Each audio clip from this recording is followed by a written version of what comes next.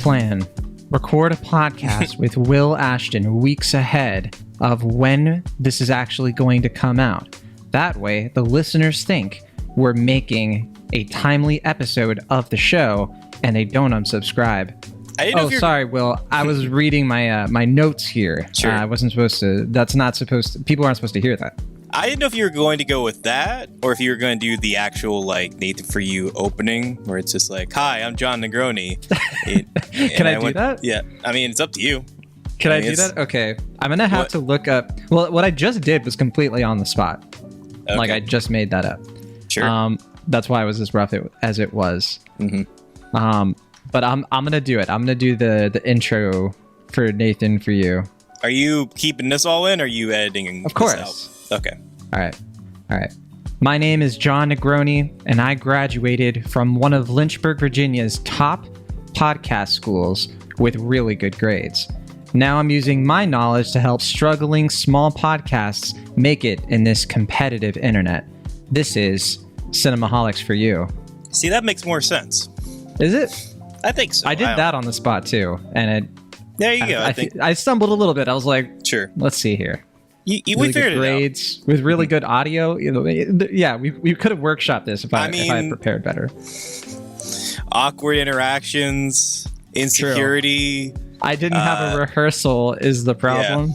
Yeah. I was trying to feed you into that, but you kind of jumped ahead. So go ahead. Go with the your intro. I guess your real intro. We already did the real intro, but we can do a backup one too. We can do, in case the listener just needs to hear it because they're not sure the episode's really started yet. They're skipping ahead. Yeah. Because they can't wait to hear that this is Cinemaholics, the Major Motion Podcast. And welcome once again, where we talk about the biggest and the best films coming to theaters and streaming online. But this week, we're not talking about a film, are we? No, you of late been kind of pushing against the cinema part of Cinemaholics. Whoa. Okay, the accusatory tone in your voice. Explain yourself. I think one other time I was. I mean, very occasionally before this, we've done a TV thing. Right. Yeah. I think we did Maniac for 1 week. That was like a mini series. And that was like a mini series. Yeah. Right. Yeah. So we've done miniseries here and there, right? We did Behind Her Eyes. We did a couple Netflix things, but that was like the pandemic. We had very little. Well, yeah, that's what I was gonna say. Is that you kind of did those as bonus episodes, and you did it as hey, there's not a lot of film content right now. We can kind of try TV and get away with it. Basically, I wasn't really involved with those ones for the most part, but I mean, I understood. You washed your hands of that. Yeah, you were like, I don't want to be involved. I don't want to get repped into this. Yeah. But then earlier this month or last month, whatever it was, I guess last month now, since this episode's going to be coming out a little bit later than when we're recording. But you were like, hey, let's talk about that Stranger Things. I'm like, what are you talking about? That's not cinema. That's maybe an event, but it's not cinema. And you're like, well, I'm doing it. And I'm like, fine, I'm talking Minions with my friends. And we had our Independence Day tiff or whatever, riff. And yeah, you kind of did that. And I was like, all right, I guess that was just kind of a moment. But then you were pitching things we could do for this weekend, which, like we said, we're recording this a little bit earlier than usual, so we can't really see the newest and freshest films coming out this weekend. However, the week this comes out, there aren't that many movies coming out. I think the only one of note, at least as far as we know at this point, is Emily the Criminal, which we both saw at Sundance a few months back, which is a film I thought was fine. I think you liked it a little bit more than I did, admittedly. I like what it was going for. I think the execution was a little too by the books, but solid little indie flick. Good showcase for Opry Plaza as per usual. But we could have done that, but we wouldn't have a very fresh perspective on it. We'd kind of be reminiscing on a film we saw half a year ago, which is fine. We've done similar stuff, but you proposed an idea which kind of goes against our Cinemaholics intent, but it was one that I admit very much excited me. Yeah, because, and to be clear, I'm scrolling through all of our episodes here, and it's true. It's so occasionally we actually do TV stuff. It's so rare. And when we do, it's like you said, it's got to be earned, you know. And like we've never done any of the Marvel shows, for example, right? Like even though like WandaVision, Loki, like those are kind of big deals. Mm-hmm. I think you would if I had actually watched any of them. Yeah, but you know, I did consider it, but you know, I was like, all right, I want a podcast with my buddy. What if I'm not? Then what am I doing here? I mean, you almost did on your own a Miss Marvel thing, but I guess that fell through, or you just didn't have the time, or whatever. Just didn't have I just missed it. That would have been really fun. I was actually really looking forward to that. But well, sorry. You know, we'll let the listeners know what they didn't get, right? But no, like with Stranger Things, I feel like Stranger Things was justified because like those episodes were so long. Oh my gosh, they were hours and hours, and they felt like I feel like Stranger Things feels like such an event. You know, I feel like it's crossed over from like just a TV thing, and it's a big pop culture thing.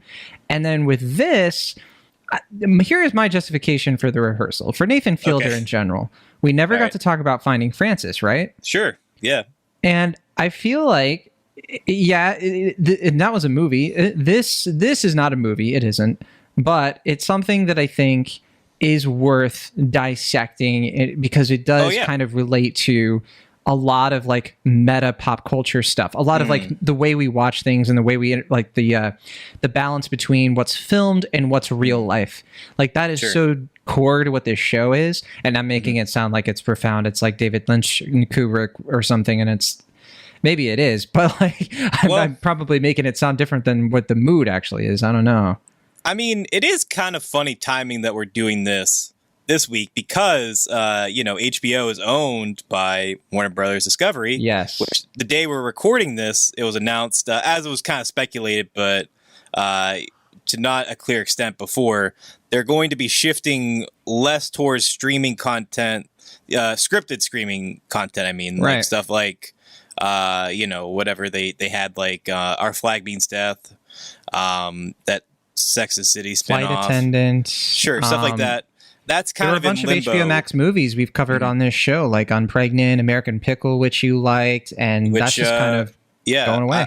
I don't know what happened with Unpregnant, but American Pickle is not on the server anymore. They announced that fairly recently. They quietly got rid of it. But in lieu of these, if you can afford it, buy digital media, folks. Like that's just the lesson, you know. Sure, but in any case, I mean, we won't talk about this too much more because it's probably going to be a developing thing that's going to have, you know, consequences to come, but also there's just a lot of stuff we don't know about that's going to, you know, it's probably going to seem very antiquated if we try to talk about it now based on when this episode's going to come out.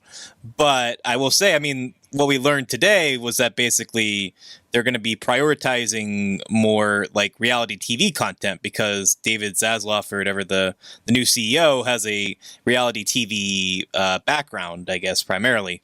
So there is this weird thing where now, like, they're prioritizing reality TV as much as their cinema in a way. And it's becoming this kind of bizarre thing where, you know, like, I mean, we've kind of seen it already with like the rise of influencer culture and all these different things. Like I saw something recently today that was called like the 90-Day Fiance universe. Yeah, that was part of the that part of that whatever Discovery Plus plan that they have in store, which I don't know. I mean, you know, maybe that excites somebody. I'm not trying to yuck their yum, but that just sounds like a joke to me. But, you know, I mean, that's all to say. I guess that kind of loosely justifies this decision. But I think above all else, we just want to talk about Nathan Fielder. That's at the end of the day what's happening I think here. the relevant thing here is like Nathan Fielder got his start on like Canadian television, but his big show here in the US was Nathan For You, which we've already spoofed, and that was Comedy Central, right? Mm-hmm. And he goes over to HBO, and you know he started, I think, his production company, right? Because he had John Wilson and his show How To with John Wilson, and he did like YouTube videos and stuff like that. But he's kind of had a gap of like direct content that he's made since Finding Francis in 2017, I think it was.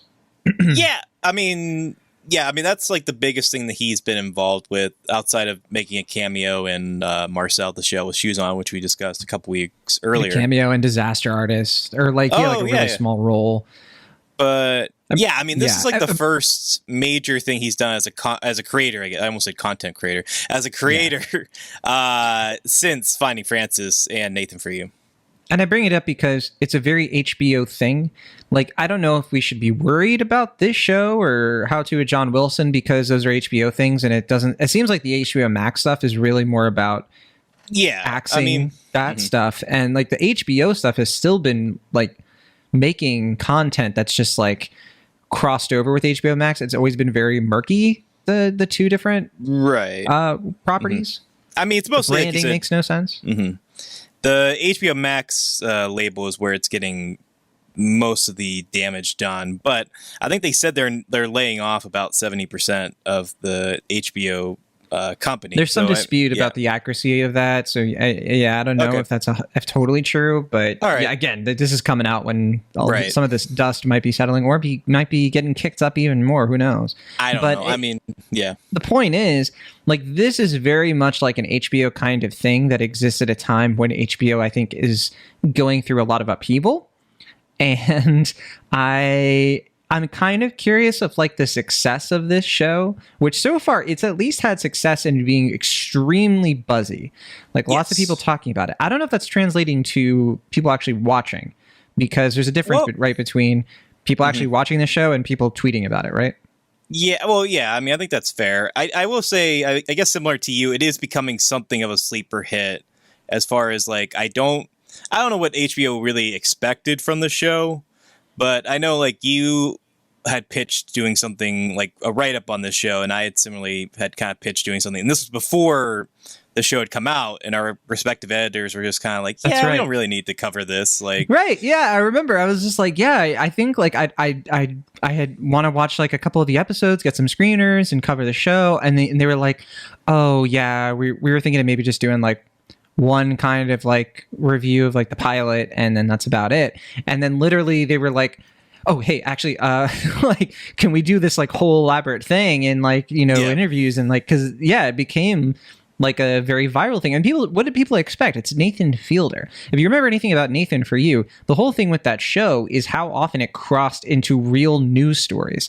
Like his show kept on generating actual like pop culture events.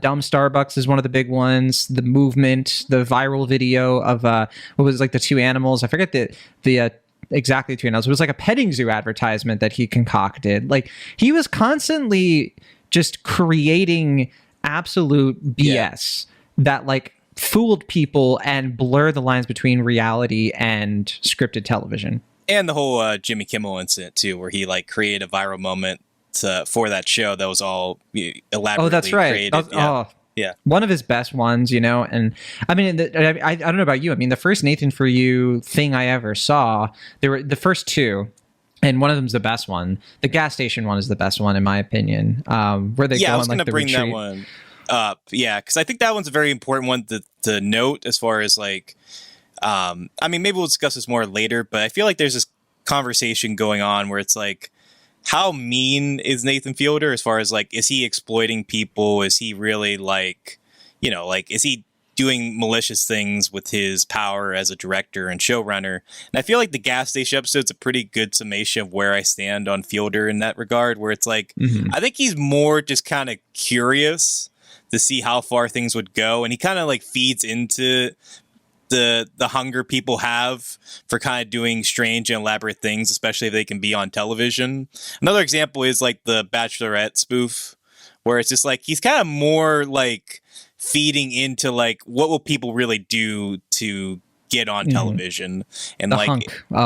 The hunk, Classic. that's right. Which I mean, certainly I think like he kind of like leans into like the awkwardness of people. Like he'll like show things that other editors would like cut out and like leave on the editing room floor for comedic effect. But I think above all else, I think he's just kind of trying to figure out like what people are like. It's like sort of like introverts' way of trying to become an extrovert while still kind of retaining his own individuality and his own kind of unique style and recognizing his strengths therein. It's just been such a fascinating evolution. And I think that's what we're really going to get into here, is that like, it's hard to look at the rehearsal without studying Nathan For You, because it just feels like a spiritual successor, or even just a direct sequel. Weird to watch it out of context, or just to watch this show without watching Nathan For You, at least knowing. That's what I'm saying. That's what I mean by out of context. Like, to watch the rehearsal without watching Nathan For You, I feel like you're going to be missing a big puzzle piece as to what's going on, because it's like you're saying Nathan For You and his work before that too, not to rhyme it, is that he's always exploring human psychology. It's like you say, he's like testing the limits of what people will say and do.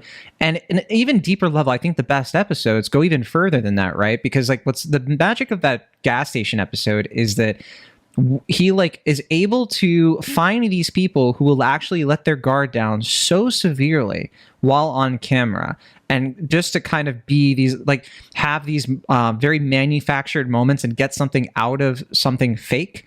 And I think that's what gets him out of bed in the morning, I want to say. There's been a lot of speculation with Nathan Fielder himself, and like, what is he really like out of character? You know, is he ever out of character? Is this really Nathan? There are a lot of people who are like, is he autistic? He's addressed that. You know, people have asked him if he's on the spectrum, and, you know, does that inform like his motivations and everything like that? And I think he's said that, like, you know, I think he's kind of pushed back against it. I think he's kind of said that, like, he plays a character. I think he's kind of admitted at this point, but I think his whole point is that you don't have to be on the spectrum to basically be socially awkward. Right. I guess is his output, right? Mm-hmm. Or his outlook. I mean, I always just took it like most comedians, like he's just sort of playing an exaggerated version of himself. Like he's just sort of heightening the awkward parts of himself. I think he's probably more laid back and boring as a person, probably, and he knows that. He's probably Will Ferrell. Will Ferrell? By all accounts, Will Ferrell in real life is not the cartoon character he is in movies, right? Why are you calling him Ferrell? Is Will it just Ferrell. Will Ferrell? Sorry. Yeah, sure. Okay. Will Ferrell. I was like, why? I was trying to figure out why you were calling him Will Ferrell. I think I was taking Will Ferrell and doing Will Friedle, maybe? I thought you were just combining Will Ferrell and Pharrell, like the musician Pharrell. No, I wasn't thinking of Pharrell, but I'm sure Pharrell is just like, you know, splashy and fancy no matter where you take him. But Will Ferrell, I think, is like, has gone on record, and people have definitely made clear, like, he's just kind of like a really normal dude when the cameras are off. Like he doesn't crack a ton of jokes. He's not like, you know, doing his bit 24/7. Right. Where some comedians are kind of like that, or, you know, they have like a higher mode. I mean, like, I think it's like more, or sorry, it's less pronounced in something like Joe Pera, which, you know, is like, that's very much like a character. Like, I think there's some truth to like that awkwardness that he has as a person as well. But I'm still recovering from that video where he's out of character. I still despise a small part of you, not really, but a little bit, for sending that to me. Oh man. Watch Joe Pera Talks to You, by the way, people. I don't know if I've talked about it on the show, I'm sure, but if it's still on HBO Max, please watch it. You might not have a lot of time. I mean, I think it's on the Adult Swim app too, but yeah. I'm sure you can find it some way or another. But yeah, I mean, that's all to say that, like, I think that's kind of key to both shows, really, is that we don't exactly know who Nathan Fielder is per se. He's always going to be a bit of a mystery.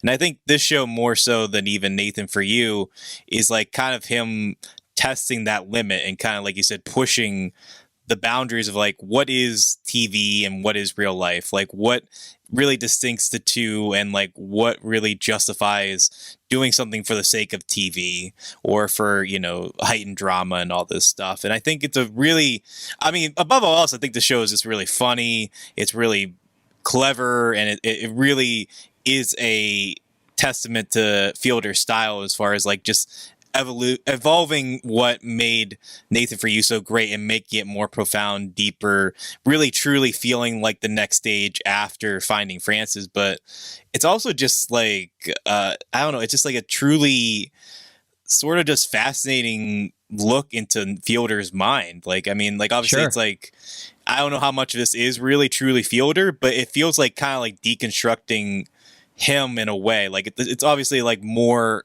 about him central to the focus, even though the previous show was called Nathan For You.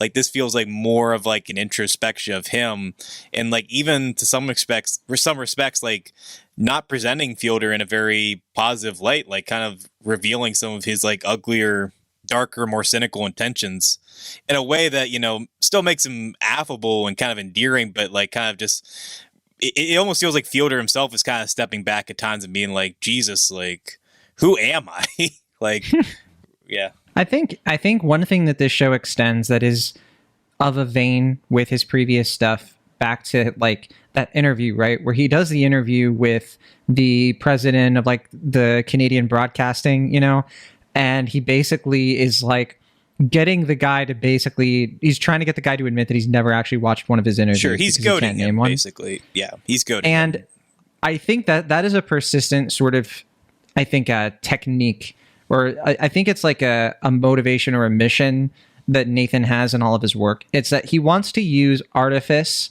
he wants to use fakeness, like he wants to create fake things to reveal reality.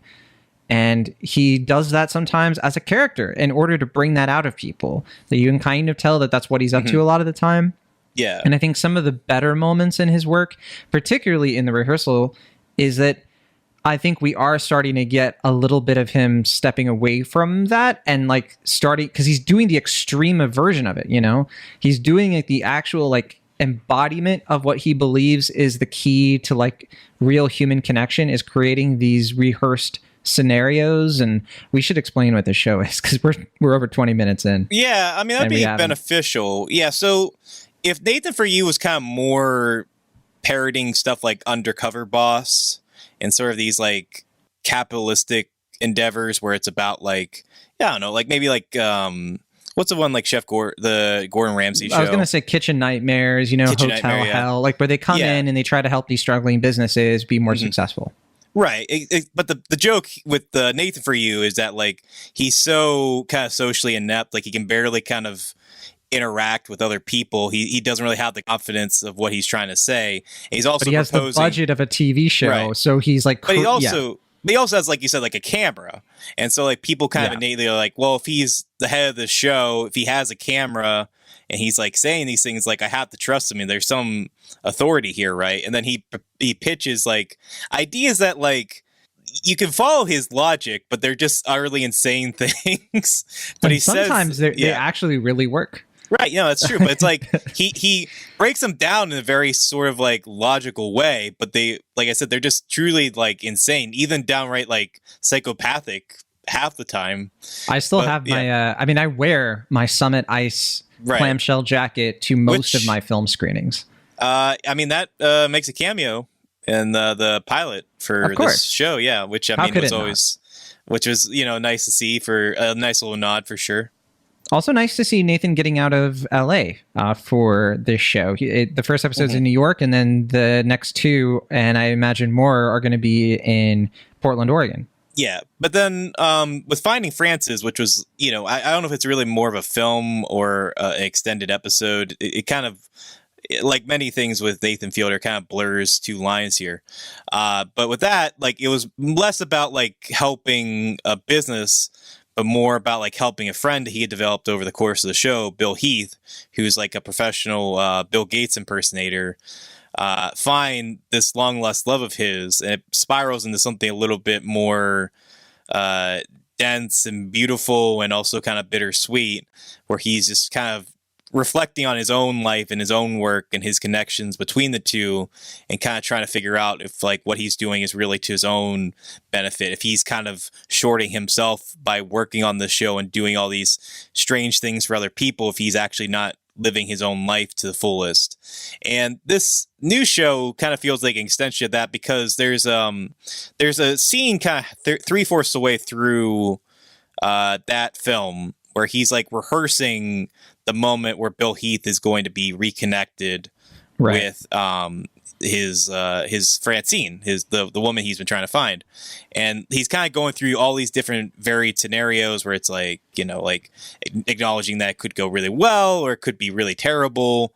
But in that process, I don't know how much we can really give away as far as Finding Frances is concerned, but I'll just say kind of delicately, like things don't exactly play out the way they expect, or at least the way we're led to believe Fielder expects things to play out. And it has a really nice send off, but it's kind of one of those things where he kind of puts all this work into a moment that doesn't really play out as he would have expected or hoped.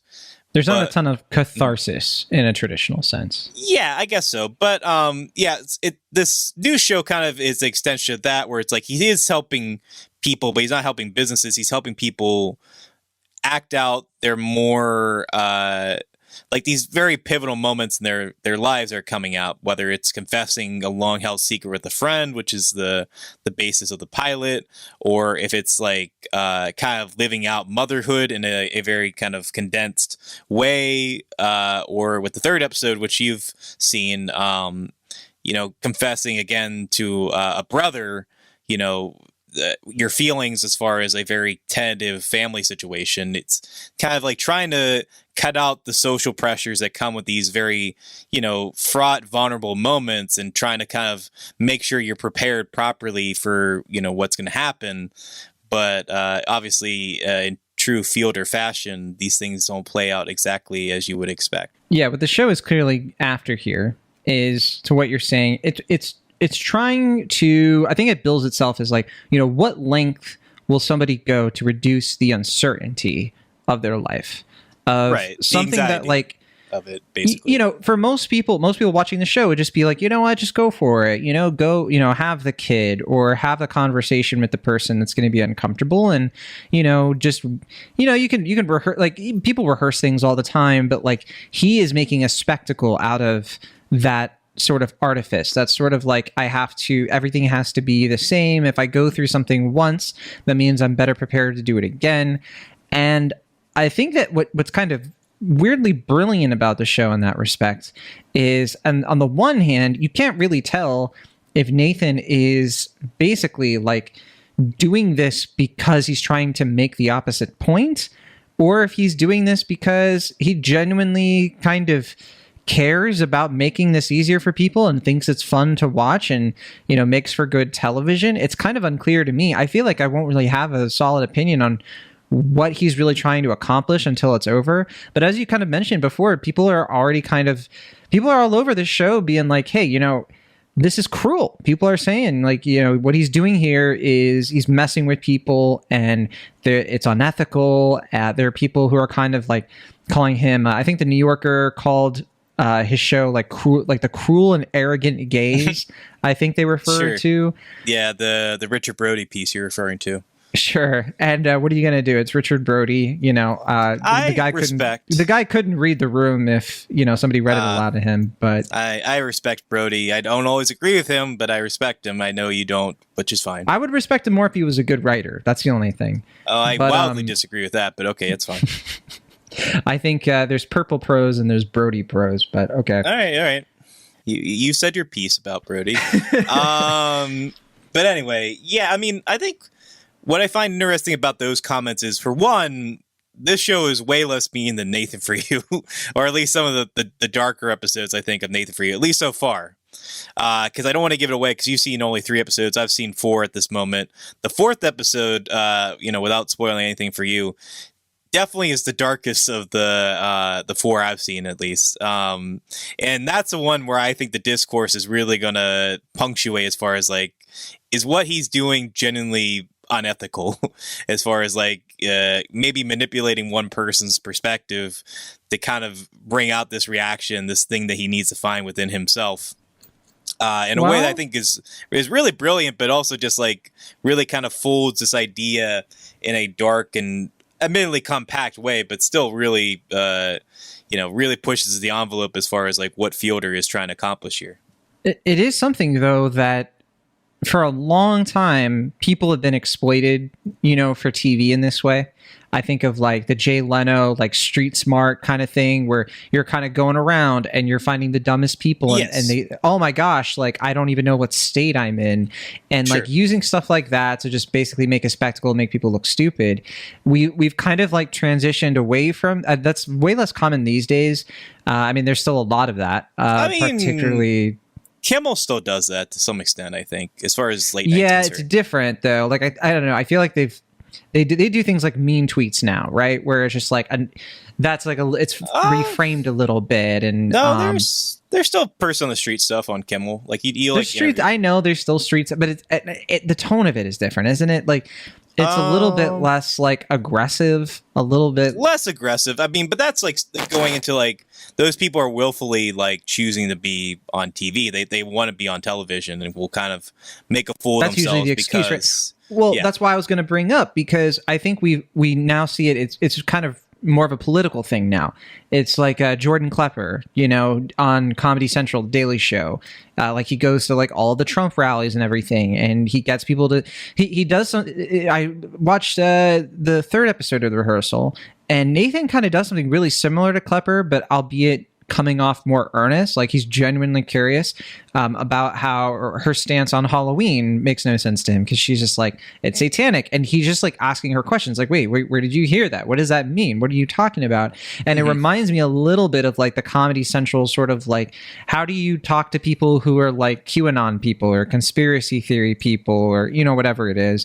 And you tend to sort of just get like all of this weird internet like hoaxy stuff that doesn't make any sense, and he just kind of is like, his character is kind of like playing dumbfounded by that, and I think that's something people were responding to.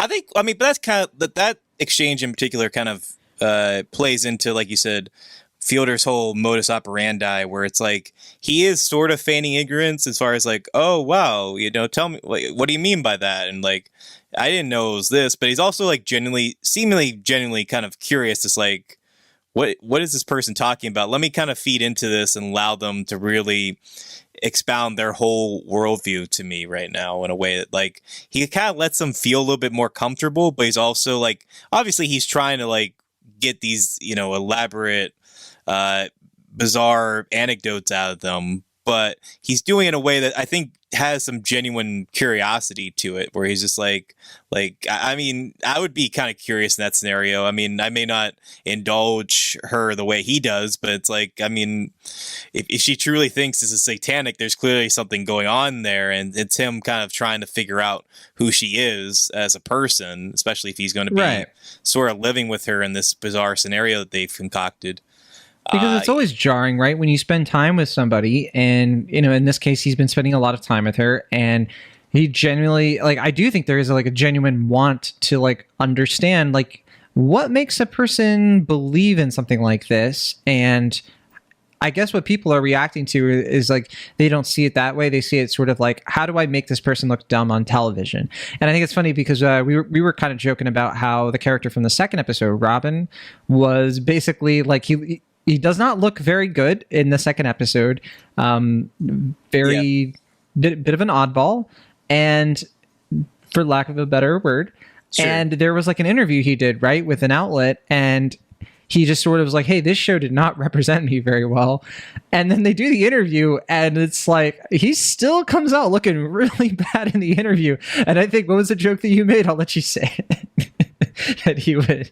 Well, I mean, yeah, it's just like, I imagine there's like kind of a what do you call that? Like a Russian nesting doll situation. Yeah, never-ending staircase. Where he's like, that interview doesn't properly represent me, and he goes on to say an even more insane amount of things after that. I mean, that kind of reminds me of when they made The King of Kong. There's that documentary about like the competitive Donkey Kong players, and I never saw that. Oh, it's a really fun movie. But in that movie, there's like kind of a clear villain with, I believe it's Billy Mitchell. I forget if it's him, if that's the name of that guy, or if that's the other one. I think it's Billy Mitchell. He's like, he has like this he's like a long black hair, and he's very like monotone in the way he speaks, and he's, you know, kind of callous and cruel to how he views other people. And people were watching that movie, and they're like, you made him look like a terrible person. Like you edited the movie in such a way where it made him look like such a villain.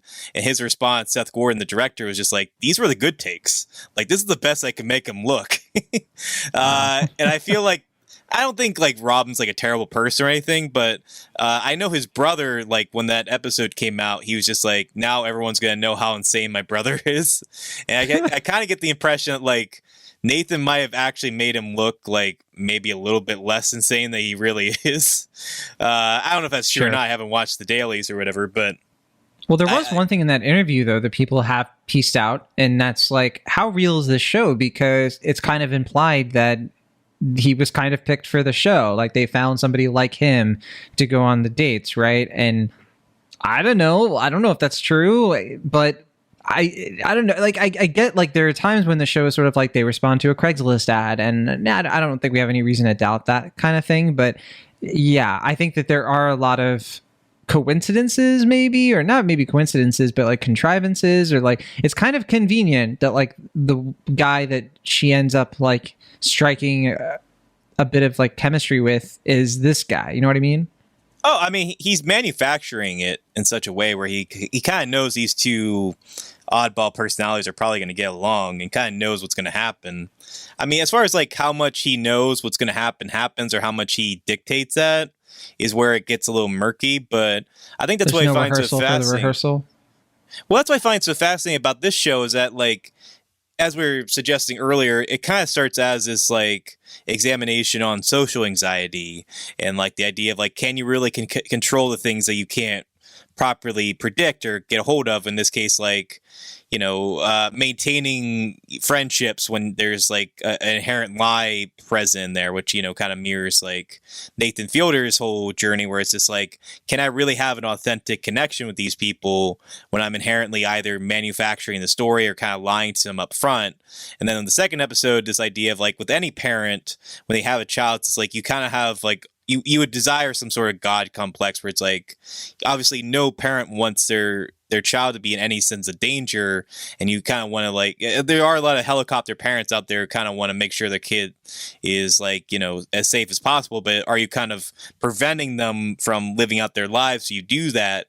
And I think the show kind of has a curious way of examining that to a broad extent. But I think ultimately the show is kind of proving itself to be more about authorship and the idea of like, can Fielder really kind of be the lord of his own show when he is kind of tapping himself into reality? And in that respect, is he doing something where in the search of being honest and real, is he being inherently dishonest because he's trying to manufacture something that he can kind of predict and control, being true to reality, but at the same time, like having some creative say in what's happening? And it becomes this weird sort of like reality TV version of Synecdoche, New York, the Charlie Kaufman film, which is kind of appropriate because I feel like Fielder's whole thing here is like a mix of the Kaufmans. I think the playlist review kind of mentioned this. It's like he's doing a little bit of the Charlie Kaufman meta contextual kind of, like I said, Russian nesting doll sort of thing here, but he's also kind of doing the Andy Kaufman performative thing where he's playing such an exaggerated version of himself in order to let people kind of show their true selves, whether good or for ill. And it's just really, I think it continues to be a very fascinating way of making TV. Whether or not it's the most ethical way of doing so, I think that kind of feeds into what he's looking for as far as his general thesis in both this show and in Nathan For You. We did mention there are a couple of co-writers who come into the show after the pilot. Because the pilot's directed and written by Fielder. Fielder directs all the episodes. But there are two writers who come in later. They are Carrie Kemper and Eric Natarnakola. Carrie Kemper... sorry, go ahead. Sister of Ellie Kemper. She was also a writer on The Office, of course, which Ellie Kemper was on. Mm-hmm. And I'm less familiar with Eric Natarnakola. Well, of course, I am very familiar with his work. He is the co-creator of the On Cinema at the Cinema universe. Oh, with, no wonder. Nathan Fielder and Greg Turkington, which is another example of something where it started off as this kind of minor thing. Like it was initially in a parody of like, you know, like a lot of, I don't want to say like our show per se, because it came out before ours, but like, you know, like these kind of different film critics. I would like to believe it's worse versions of our show where it's like people who do a podcast but don't really know what they're talking about, and then expand into this Adult Swim web series where as it went along, it had this own mini universe happen where like the characters in that are creating their own shows. And then eventually there's this huge trial where the character of Tim Heidecker has to kind of atone for his history of sins and for doing this horrible thing that happened. And that's another example of like something that kind of starts small and then elaborates into something way more metatextual and bizarre as it goes along. So he feels like a kind of perfect fit for what Fielder is doing with this show. Yeah, and I didn't realize he did write a bunch of episodes of Nathan For You as well, including Finding Francis. So I didn't make that connection before. So I think that this show in particular, I think really, really ups Fielder's game when it comes to just putting the budget into nonsense. You know, like creating an entire replica of a bar. It's unhinged. Like when we walk through what he does there, when he's like creating scenarios in order to like basically win a trivia thing or to get information about people, creating like a whole like thrifty website. Like he is just constantly doing this like unconventional, like I have a budget and this weird sort of like the budget of a TV show on a streaming service, but I don't have to pay like huge big name actors, right? I mean, this is on HBO, right? It's on HBO Max. Like, it's not just on a streaming service. Oh, that's true. Yeah, so it's going to be on, like satellite or whatever. You have an HBO cable package, but yeah, I mean, like, still, it's not like network TV, and not the network TV. I think is like as big as it. No, but has usually been. Yeah, I mean, I think he definitely gets a bigger budget here, and he's using that to get, I guess, technically more unhinged than he did on Nathan For You. But at the same time, yeah, I mean, what I find so fascinating is that he's kind of using that budget to not only get bigger, but get more introspective, whether or not it's introspective of Nathan Fielder or like Nathan Fielder in quotation marks. I think it's a bit of both, but I just find that dichotomy so fascinating is that like he's exploring himself and his on-screen persona in a way that like I'm not sure like how elaborate the bit goes, but that's kind of feeding into like what this show is that like how much do we really know Nathan Fielder at this point, and rather like how much does Fielder even know himself when he's so often on camera, and you know, as his career continues, is like becoming more adept at doing this sort of thing. Like, is he kind of losing the plot himself, kind of losing the thread a little bit, or is he even more in control of his craft? I think it's almost a bit of both, but in a way that I think makes it even better as it goes along. I think I told you already. I had this mind-breaking moment where the Alligator Lounge I've actually been to in Brooklyn, and the bar that they recreated, you mean?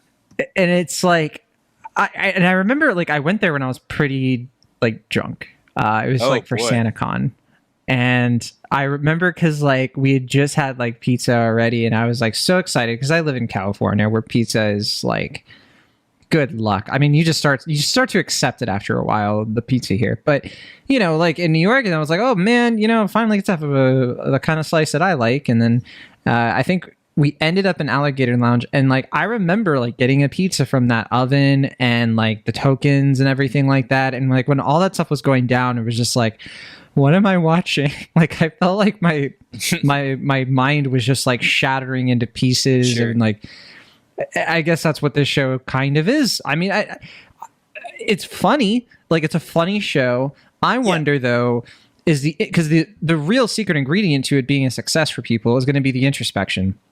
Is it going to make you think? Is it going to make you emotional? Is it going to make you sort of reevaluate people in your life? And I would hope so, because I think it has the potential to do that. I wonder, though, if some people are going to watch this and be like, what am I watching? You know, maybe, and I want to believe people are going to watch this and they're going to get sucked in by the weirdness, and they're going to get sucked in by like, that's ridiculous. He, you know, 3D mapped a house, but then like keep watching and just be like, do what Nathan For You did, because those clips on YouTube were what brought people into the show by and large. Like, that's how I watched Nathan For You first, was like people were watching clips on YouTube for years, and I was like, what is this show? And then like we would just start watching full episodes, and it's like once you really start to like watch it, and like you'll watch an episode like The Hunk where you're like, oh my gosh, like this really is just about how lonely this guy is right now, especially in the context of, I think around that time he was getting a divorce maybe, and like, you know, in his real life he was just kind of like flailing romantically. It's a show that sneaks up on you. My question, kind of like as we're getting further along, and like I know you can't really say anything, is like, okay, are we going to get more of that sort of like, we're getting a little bit of the sort of like Nathan looking at the camera and being like, is my life a lie? Like, am I doomed? You know, there's a lot of that going on. I mean, I'll just say, I think I've already mentioned this to you privately, but the fourth episode is called The Fielder Method. So I think you'll kind of get an idea from that alone what is going to entail as far as the answer to your question. But yeah, I mean, I guess my history with the Fielder's work is that I was familiar with his show. I mean, I had watched like a few episodes of it, like when it was on the air. I remember I saw the Smokers Allowed episode, which is actually, I mean, I'm surprised I haven't mentioned that before, because I feel like Smokers Allowed is probably one of the more comparable episodes. Yeah, it's a good to the precursor Rehearsal. to this. Which, if you guys don't know, that's the one where he's like trying to save a bar by saying that like it's not solely, or he's trying to save a bar's smoking credibility by saying that it's not them smoking in the bar, it's them performing a stage. So basically he creates wasn't it that like, no, they want more people to come to the bar, so he's like, you're going to get smokers to come to the bar, and the way you're going to do that is you're going to create a scenario where they're allowed to smoke in the bar by making it a play and having like an audience watch people just be in there. But you could do the rest. But basically, like, even though it's just people chilling at the bar, he considers it a huge success. So he tries to figure out how to recreate that. So it becomes this elaborate thing where he's trying to make a play, an actual play of this very real moment where people are just hanging out at the bar, and he hires actors and he hires people to play the people who are at the bar as well as the bartender. And it becomes like him kind of rehearsing before the rehearsal, this whole elaborate thing that just happened very naturally this one night, even though he has like on camera and all that. So, I mean, that's a great episode. But I was going to say before is that like, I only really got into Fielder during the pandemic. It was a show I'd actually watched in full when I was at home, and I didn't really have much else to do. And I felt like it was an oddly kind of fitting show to watch during the pandemic because there was something kind of oddly businesses comforting. Were closed down. Well, I don't know. I mean, for all this that has been said of late about like the cynicism of Fielder, kind of manipulating people and stuff like that, I found during this time when I was watching it to be a sort of uplifting show about like how he's able to kind of fight the odds and kind of connect with people and score meaningful reactions, whether authentic or not, with people, in kind of dire straits, and, allow himself to kind of reveal his own insecurities in different episodes and kind of evaluate himself in the process. And so I really connected with the show, as you mentioned, in a very thoughtful way in that respect. And I could recognize like what he was doing at times could be very directly kind of mean, or, maybe not presenting people in the best light, as some of the subjects of that show have said. I think there's like a Vulture article where they interviewed some of the people on the show, and a lot of them were not very flattered with how Fielder presented them. But I don't know. I mean, with the exception of maybe like a handful of people on that show, I really don't think he's like making them out to be like awful people. If anything, allowing them to look kind of disheveled and awkward, I think adds really to like the charm of what Fielder I think is saying, is that like we're all just kind of just like figuring this out as we go along, and like there's no real like, I mean, it becomes more honest when he allows them to be kind of insecure and not really knowing how to respond to these things outside of, having kind of clipped like, oh wow, responses, or like, I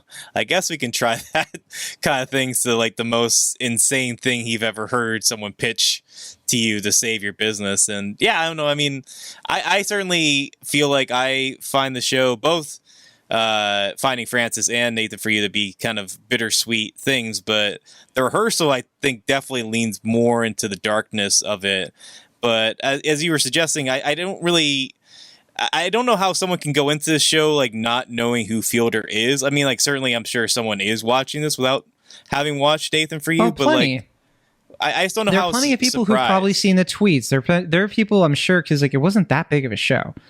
And I think there are enough pieces coming out about it where people are like, huh, what is this? Like, people are probably seeing tweets of like, oh my gosh, you got to see this, and watching it totally unaware. Because like the show ended in 2017. That was 5 years ago. There are plenty of people that were like not up on that kind of like show, or like maybe up on sort of TV stuff in general back then, right? I mean, I'm just kind of curious, because it seems like you said, like these think pieces that are coming out about the show are from people who are almost sort of unaware of Fielder in a respect, and I just find that kind of bizarre. Like, I just can't imagine watching this show without having seen Nathan For You or not knowing who Fielder is. Because like we said, it just kind of feels like the natural progression or evolution of that show. I mean, that one Vulture piece, I think they did say that is something that is like I think they used a phrasing of like the core thread of his work. The way that he's just like basically just willing to mess with people. I forget the term, but yeah, I mean, it's funny because I've been trying so hard to get in touch with people who are part of the show. And as it stands right now, like they're basically, the people are basically saying like, we're not ready to pull back the curtain yet, is like what I was told. But like, I'm getting to the point where I'm hopefully going to interview people soon, at least one person about the show, and get just a little bit more like insight into like what's going on here and like how they're making this happen and what's, because there are like the actors and everything who are part of the show. I've seen them on Twitter kind of interacting with, people's tweets and being like, oh no, that was real. I was really there. Like, because a lot of these people are actors. They're like, of course they're on Twitter. And I'm so curious, like once the show ends, what the like follow through is going to be, like what's the fallout is going to be actually, like are there going to be more and more think pieces? Is this going to have legs, or is it going to kind of come and go? I'm leaning way more toward the former, honestly, right now. I mean, it really just kind of depends on where, at least for me, the next 2 episodes go. For you, the next 3 episodes go. Is he going to get that? I mean, like I said, I don't know about that, but I mean, like I said, I mean, I'm very curious to hear what the discourse is around the 4th episode, because I mean, it is a very funny episode in a lot of respects, but it's also just kind of harrowing.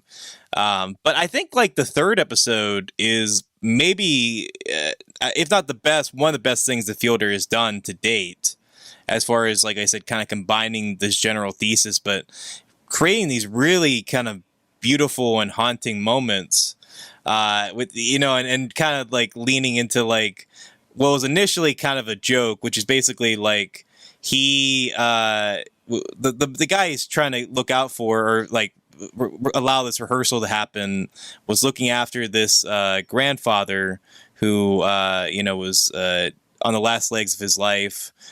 He was really like caring for this guy, and the brother, who I guess has control of the estate, was ultimately not very involved with his life. And I guess basically the grandfather suggested that like the grandson that was taking care of him can have his estate if he doesn't have, quote, like a gold digger that takes the money. And I guess the woman that person is dating is, I guess, like not on great terms with the brother who has the estate.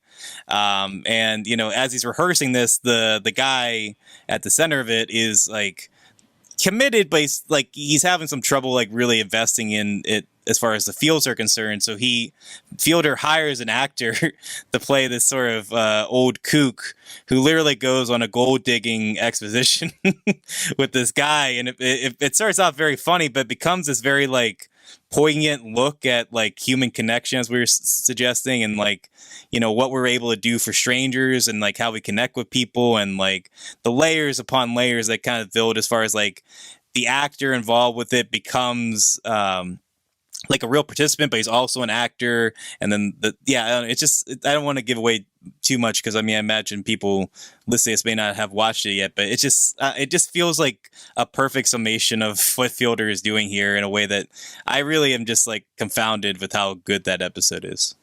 Particularly with how that character, when we are introduced to him, is stressed. It's edited in a way to make sure he's unlikable, because they keep stuff in, like you were saying, like stuff that maybe they would have kept out of the show in order to, make us sort of like make it easier for more people to connect it with him. But no, like we see him being extremely anti-Semitic, like in, I think, the 2nd scene we see him in.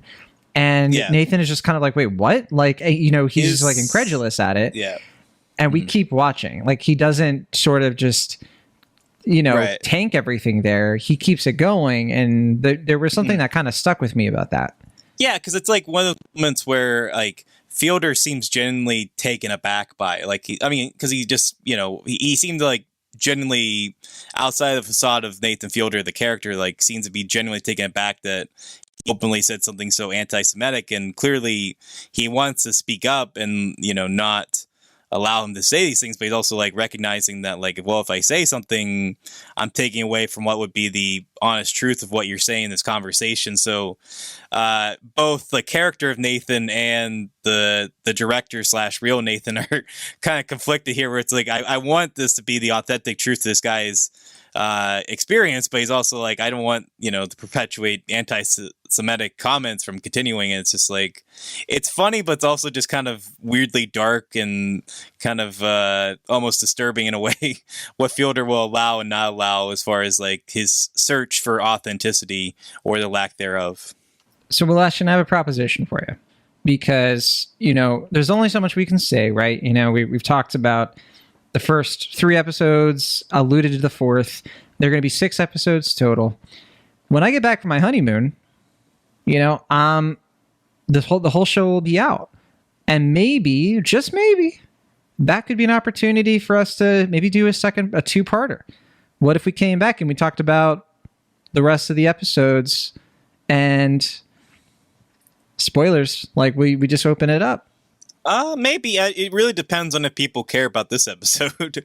I see it happening, and I'm going to put it out there, listeners. You need to make a believer out of Will. Yeah, I mean, I'd certainly be down for a bonus, like part 2 spoiler talk. I don't know if it. Here's the other stipulation, though. Well, we got to have a guest. Oh, sure. Get Fielder. We got to have a guest. So we got to pick a guest. We got to pick somebody who, is going to like really add a lot to the conversation. Who's the biggest Nathan Fielder fan we know? We'll talk about it. We'll try to figure it out. Right. But I can think of maybe a few, but okay. I think there's more to say here, but I think that like we can't without, going too deep. Mm-hmm. And I think it's worth talking about. And I know you're cringing because you're just like, okay, John, I said yes to a TV show. Now you're trying to do like 2 in a row. It's like, sure. What are you trying to do to our baby? Sure. I mean, I don't know. I am glad we had this conversation, though, because I just find the show so fascinating. I find Fielder's work in particular so fascinating. I'm really excited for you to watch the 4th episode, because I think it's going to kind of drive you insane in some good ways. Yeah. I'm going to be downloading it for my flight. Sure. Yeah. I mean, I'll be if I get a chance to talk to you about it when you're watching, I'll be very curious to hear what you think of it. But it's that episode is a trip, and I can't imagine what's going to happen in 5 and 6. But I know the 5th one's called Apocalypto, so I imagine things are only going to get darker from here, and we'll see what happens. Last thing I'm going to say, I'm actually looking at the ratings for this right now, and they're not exact, but what I'm seeing is that essentially the ratings have doubled since the pilot. So we are seeing this thing picking up steam.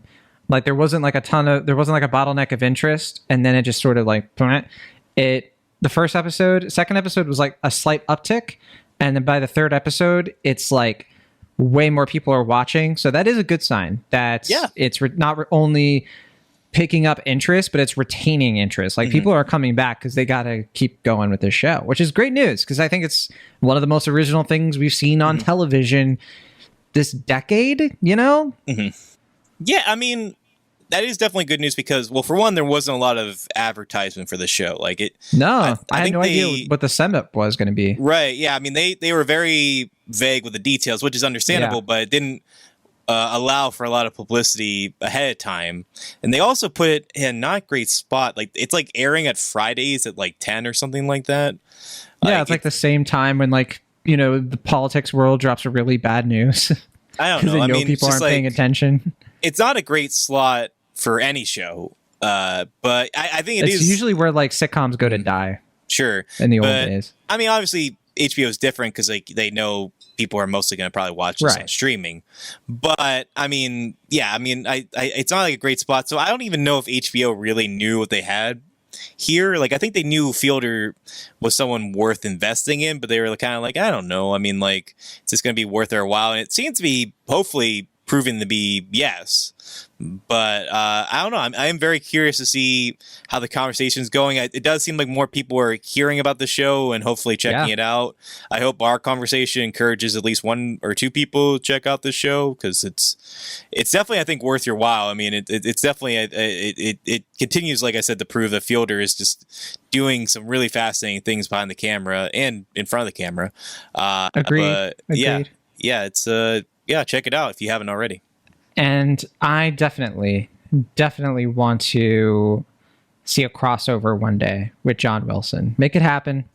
I want to. I don't care which show it is. You've seen that video, right? Where like during the promotional, I think I showed it to you. Yeah. Where like Fielder is like, kind of taking his producing credit too far. It's on YouTube. I forget the exact name of it. He's like, you're gonna do a thing with like bread tied to a. This is HBO. Right. Like it's no, really he like gets. I'll just say he gets some interns, and things take a turn from there. It's really funny. Classic Fielder fashion. Yeah, the Fielder method. All right, let's finish out with the Rotten Tomatoes game. Not a lot of critics ratings, which is, I guess, to be expected since it's TV.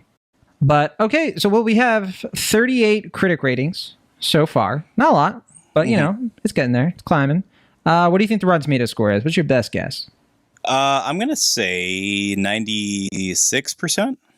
Nope. Do you think it's higher or lower? Probably lower, just based on like some of the like the Brody article and stuff. I don't know if that counts for Rotten Tomatoes, but I'm gonna say 92%. It is 92.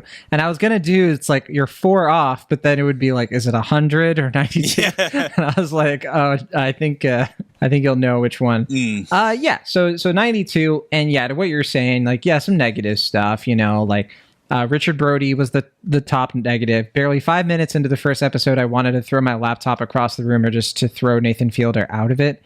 Man. Like, it's like I was saying before, it's like, if you're not good at writing, why are you writing for the New Yorker anyway?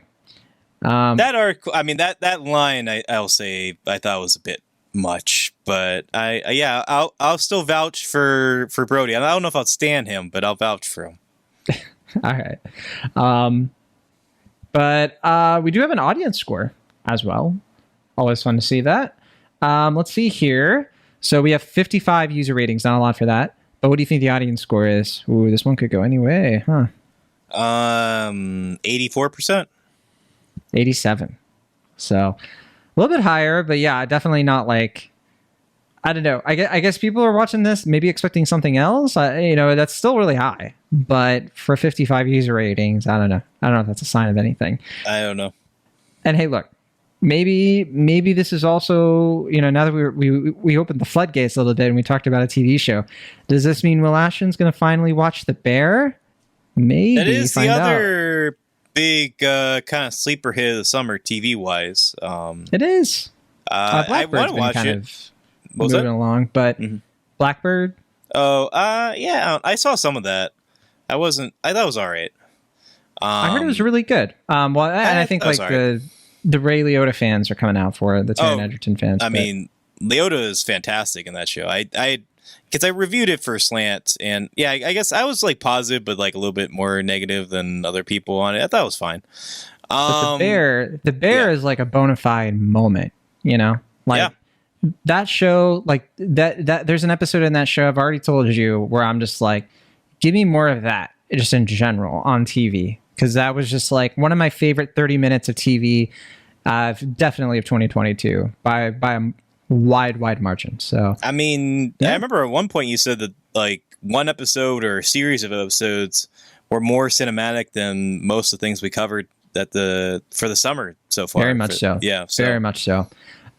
There's just like basically like a one stretch of film here that in The Bear that is just like so much more, like the show in general too, is just like so much more visceral, and there's so much more bounce and propulsiveness to it that like it just makes everything we've been watching lately, not everything, but like so much of the stuff we've been watching lately, especially like dramas and things, like just feel flat and inert, Sure. So I couldn't recommend The Bear high enough. I think the hype is real with it. Yeah, I mean the big things TV wise, like he's seeing on my timeline right now, are it's like the Rehearsal, The Bear, and then Better Call Saul, which I am trying to catch up on. Like that show a lot. I think you watched like 3 episodes or something of it. Yeah. Which back in like 2015. Yeah. Or 2017. Very good show. I forget. Very good show. Definitely worth watching if you get to it. One of these days, I'm going to go through the whole dang thing. Last thing, I'll tell you, I did watch a couple episodes of The Terminal List, that Chris Pratt show. That is like a big hit of the summer as well. It's pretty bad. I heard like, that. Yeah. I can't believe I fell asleep during the first episode. Like, legitimately, just. Nope. Did you see the thing? They try to pull a Gotti with that, where it's like it wasn't getting. When I say it got a Gotti, they pulled a Gotti. Obviously, critics Gotti took got the hit on Terminal List. It's like with the Gotti thing, it was like it got like a 0% or whatever, but like audience score was, I don't know, something stupid like 76% or something, and they were like, audiences are loving Gotti, critics took the hit. And they did something similar where it's just like they showed the audience score and the critic score, and like the critic score was like, I don't know, like 37% or something, and audience score was like 92%, and they had like Chris Pratt with like a gun or something, and it was just like, critics, you've been added to the list, and it's like, are you gonna murder critics? Well, you know what's funny about that too is I just checked Gotti's. This movie came out in 2018. I just checked the audience score right now, and it's 45%. So it's like clearly tanked since then. Well, some critics didn't take the hit, so. All right, you're saying the audience score. Sorry, audience score. Oh, critic score is still 0. But I thought you were saying that it went up, like it went from 0 to 45%. Can I then say to what I was saying about The Bear, and this is the last thing I promise, and we can go to bed. Okay, Obi-Wan. The Bear is more cinematic and is more spectacular to watch than Obi-Wan. That's where we're at. That's kind of where I'm at, and why I'm having a bit of a crisis in terms of what makes me want to watch anything right now, because like I just feel like the good stuff is so sparing at the moment. But that's just me complaining. All right, I think that's going to be it for us, huh? I was going to mention, did you watch Irma Vep at all, or Vep? Irma Vep? Nope. It's quite good. From what I've seen so far, it's another sort of cinematic show, and actually a good companion piece to this one, because that's one where Oliver Aziz, whatever, the guy that made like Personal Shopper and stuff like that. It's like remaking one of his older films in a TV format, and it becomes like basically an analysis of him as a filmmaker and a person. So it would actually make a good like bedfellow with the Rehearsal if you want to check it out. Sounds cool. All right, well, that's it for us on this episode. We'll be back to our normal time, and we're actually recording the same week that this episode comes out. Yeah, pretty soon. But until then, from the Internet California, I'm John Negroni. And from the Internet Pennsylvania, I'm Washington. See you next time.